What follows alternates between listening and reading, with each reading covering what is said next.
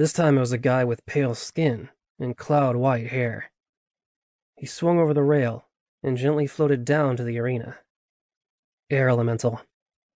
He walked to the other side of the arena, standing on the opposite end from the Stone Elemental. Maybe it was all just staged and choreographed. Surely they weren't going to fight. "Begin," Victor commanded. The pair sprinted for their respective weapon racks. The air elemental moved so fast I could hardly keep up. He grabbed small knife after small knife and hurled them through the air at his opponent. Even though he was obviously using his abilities to guide and speed the knives along, they bounced harmlessly off the stone elemental's skin. Tierra grabbed a large spiked club and casually walked across the arena, heedless of the knives that Kane kept sending flying at her. It looked like a few may have scratched her, but she ignored the wounds. Soon they were circling each other. Kane practically flew around her, feet hardly touching the ground as he slashed at her. Tierra swung her club at him, missing every time. They aren't actually fighting, are they? This is fake, right? Doesn't look like it, Delta said. I think it's real.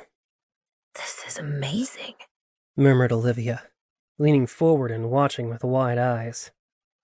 It's getting boring, Kyanna said. The fastest elemental against the strongest? It's gonna take forever. Neither one has a good chance. Flint snorted.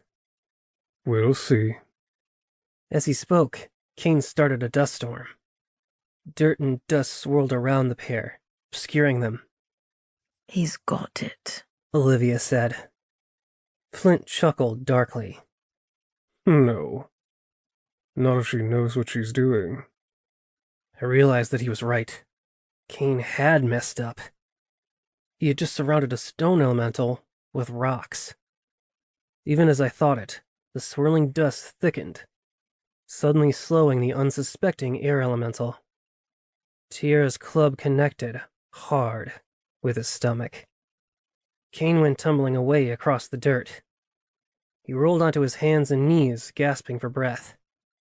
Tierra rushed forward impressively fast for a stone elemental, kicked him onto his back, then slammed her club down onto his chest, with a sickening crunch of bone.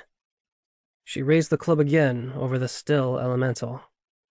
Hold, Victor said, sounding reluctant.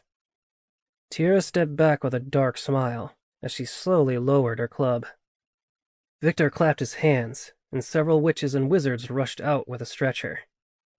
They examined Kane for a moment, then carried him out of the arena. My mouth felt dry. It wasn't a joke. It wasn't staged.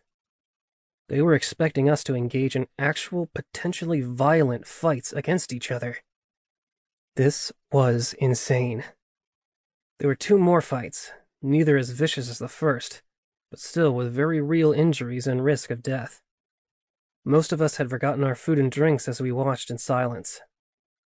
Olivia had a twisted grin for most of it, and I could tell Kyanna was enjoying the action.